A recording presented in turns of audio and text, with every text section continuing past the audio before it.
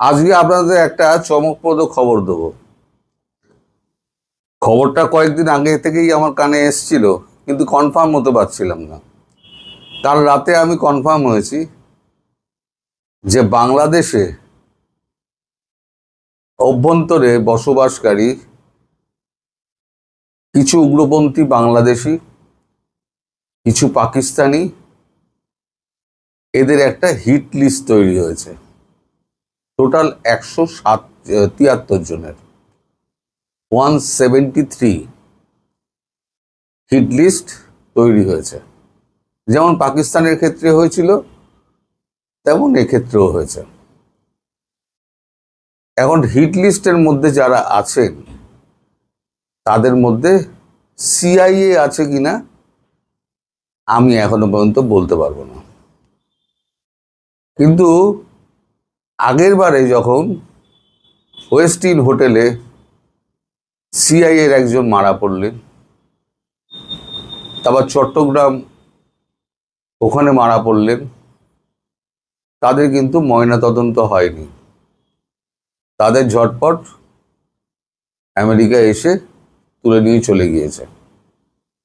কারণ ময়নাতদন্ত হলে নানান রকম কোশ্চেন উঠবে। এই বুলেট কোথাকার বুলেট, তাহলে কে ব্যবহার করলো, যা জানবে ওরা জানবে, ওরা বাইরে প্রকাশ করবে না। এখন এই যে হিট লিস্ট তৈরি হচ্ছে, এটা কেন? শেখ হাসিনা ফেরার আগে সমস্ত পথ পরিষ্কার করা হচ্ছে। কারণ তিনি বলেছেন আমি ফিরবই, এবং উনি ফিরবেন যখন বলেছেন উনি ফিরবেনই। এখন তার আগে এসব জঞ্জাল পরিষ্কার করার জন্য কিছু পাকিস্তানি আছে, কিছু বাংলাদেশি আছে, সিআইএ থাকলেও থাকতে পারে, আমার কাছে এরকম কোনো ইনফরমেশন নেই। একা কি করছে? একা করছে না, এর সঙ্গে আছে মোসাদের চর। কারণ মোসাদ বলেছে এর মধ্যে হামাস রয়েছে। হামাসের বেশ কয়েকটা চর বাংলাদেশের মধ্যে ঢুকে আছে। আর হামাসের একমাত্র শত্রু হচ্ছে হামাস, হিজবুল্লাহ, এদের একমাত্র শত্রু হচ্ছে ইসরায়েল।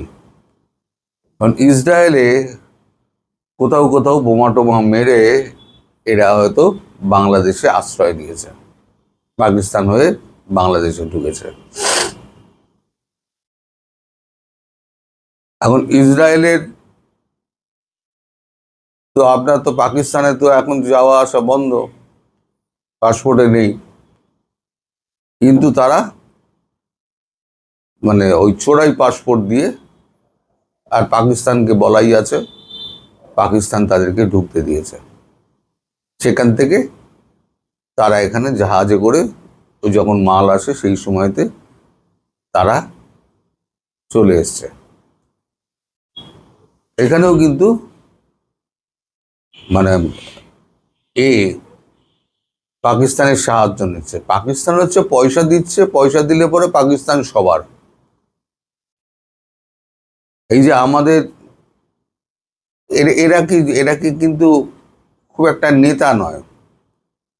যাদেরকে মারা হবে, মানে হিট লিস্টে যাদের নাম আছে, তারা কিন্তু খুব একটা বড় নেতা নয়। এরা হচ্ছে নেতার নিচের স্তর।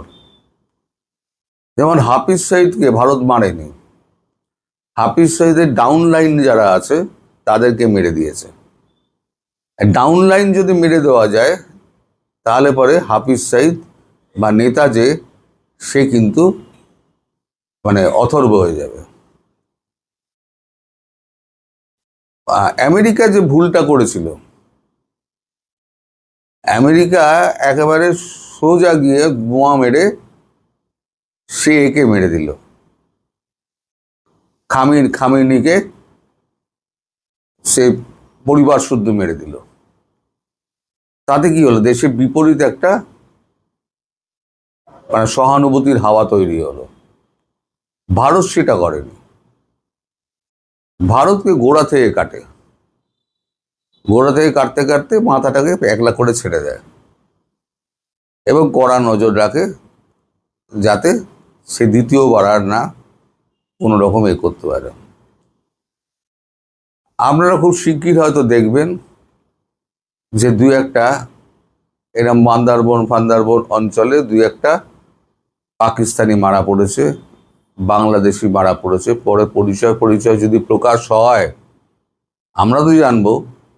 পরিচয় যদি আপনাদের দেশের মিডিয়া যদি প্রকাশ করে তাহলে বুঝতে পারবেন যে ভারত কাকে কাকে মেরেছে এবং তাদের কি রোল ছিল। এই যে গোষ্ঠীটা আছে, এই গোষ্ঠীটাই হচ্ছে সব কিছুর মাথা।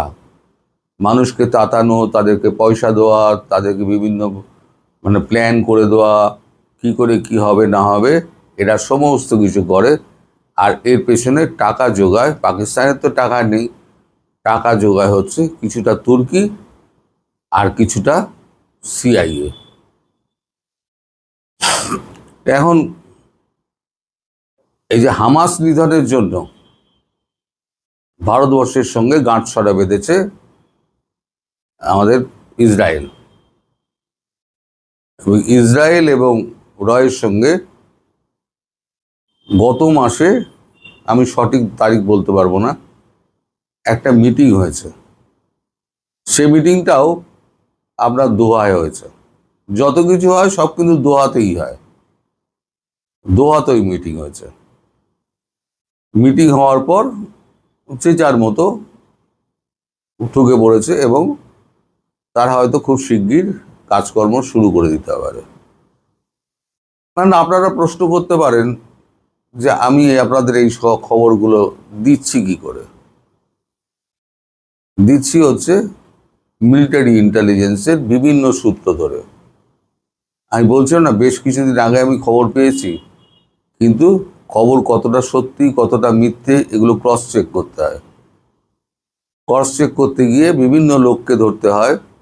কেউ বলে, কেউ বলে না, কেউ 4 লাইন বলে, কেউ বাকিটুকু বলে না। আপনার 40 জনকে যদি আপনি ধরেন 4 লাইন করে, আপনার পুরো গল্পটা কিন্তু যেটা দাঁড়াচ্ছে জিনিসটা সেটা কিন্তু বেরিয়ে যায়। তো আমি পুরোটা জানি না, আমি কখনোই দাবি করব না আমি পুরোটাই জানি, কিন্তু খুব শিগগির এই অপারেশনটা শুরু হবে। আপনারা চোখের সামনে দেখতে পাবেন এক এক করে এই সমস্ত মৃত্যু ঘটছে নানান কারণে। কেউ পড়ে গিয়ে মারা যাবে, কেউ ব্রেন স্ট্রোকে মারা যাবে, কেউ গুলি খেয়ে মরবে, কেউ বিষ প্রয়োগ হবে, নানানভাবে পদ নানান রকমের রয়েছে। আর মোসাদ আর যখন মারে তখন তার আতা পাতা পাওয়া যায় না। যেমন যতগুলো সিআইএ মারা গেছে, পাকিস্তানি মারা গেছে, কে মেরেছে আজ পর্যন্ত কিন্তু কারোর উপরে দোষ চাপাতে পারেনি। এক্ষেত্রেও দোষ চাপাতে পারবে না। মোদ্দা কথা হলো শেখ হাসিনা ফেরার আগে সাফাই অভিযান শুরু হয়েছে। আর একটা কথা, আসিফ নজরুল নাকি বলেছেন যে উনি এত ডিসেম্বর কেন, এখনই চলে আসুন। আমার প্রশ্ন হচ্ছে আসিফ নজরুল উনি ফিরে এলে উনি থাকবেন তো? আর না হলে পরে উনি ঝটপট ডানদিক বান্দিক না দেখে উনি কোয়ার্টার চেঞ্জ করবেন। এর আগে যেমন কোয়ার্টার চেঞ্জ করে, আগে যখন হাসিনার আমলে, শেখ হাসিনার আমলে যখন উনি একদম মুক্তিযুদ্ধের সপক্ষে উনি গলায় ফাটিয়ে চেঁচাতেন, সে ভিডিও কিন্তু সমাজ মাধ্যমে ছড়িয়ে আছে। তারপরে হঠাৎ তিনি বুঝলেন যে এইবারেতে একটা আমার সময় এসছে, আমি লাইমলাইটে আসতে পারবো। উনি একটা বিক্ষোভের মধ্যে দিয়ে ওনার একটা জন্ম হলো, নতুন জন্ম। এখন আবার একটা চ্যালেঞ্জ ছুড়ে দিয়েছেন যে ডিসেম্বরে কেন, এখনই চলে আসুন। এখনই উনি যাবেন না, উনি ঠিক সময় হলে যাবেন। আমার প্রশ্ন হচ্ছে তখন আপনি দেশে থাকবেন তো? নাকি ফ্লোরিডায় যেখানে বাড়ি কিনেছেন সেইখানে আপনি পালাবেন? আপনার ওপর আমাদের নজর আছে, তাই বলে আপনি ভাববেন না আপনি হিট লিস্টে আছেন। আপনি তেলাপোকা, আপনার মতো লোককে মারে না। আপনি হচ্ছেন তেলাপোকা। যেই শেখ হাসিনা ফিরবেন, আপনি সঙ্গে সঙ্গে একদম কোট প্যান্ট বদলে একেবারে শেখ হাসিনার দলে আপনি হয়ে মহাগান গাইতে লাগবেন। এটা আমরা জানি, এটা রও জানে খুব ভালো করে, মোসাদও জানে। আচ্ছা, তেলাপোকাদের ভারত করবে না। ভারত করবে যারা হচ্ছে মাথা এবং লেজ।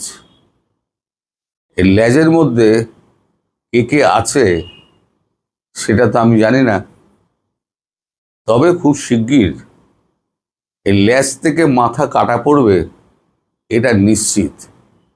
এবং কবে থেকে এই অপারেশনটা শুরু হয় আমি তার জন্য বসে আছি।